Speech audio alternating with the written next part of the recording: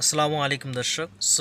হাসনাত আবদুল্লাহর আমি একটা সতর্ক বার্তা আপনাদের সাথে শেয়ার করতেছি। তিনি বলতেছেন যে ভারতীয় আগ্রাসনের রাস্তা উন্মুক্ত করলে পরিণতি ভালো হবে না।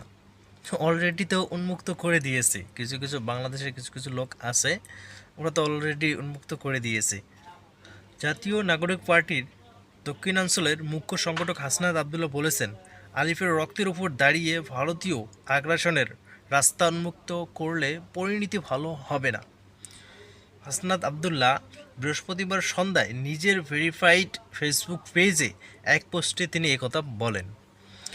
হাসনাত আবদুল্লাহ স্ট্যাটাসে বলেন, চিন্ময়ের জামিনকে কোনো বিচ্ছিন্ন ঘটনা মনে করি না।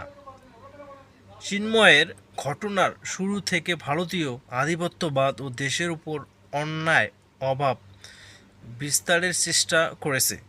চিন্ময়ের জামিনও কি সেই চাপের কাছে নতি স্বীকার করেই দেওয়া হলো?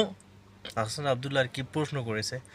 তিনি আরও বলেন, ইন্টেরিম সাবধান, আলিপের রক্তের উপর দাঁড়িয়ে ভারতীয় আগ্রাসনের রাস্তা উন্মুক্ত করলে পরিণতি ভালো হবে না, এটা তো অবশ্যই।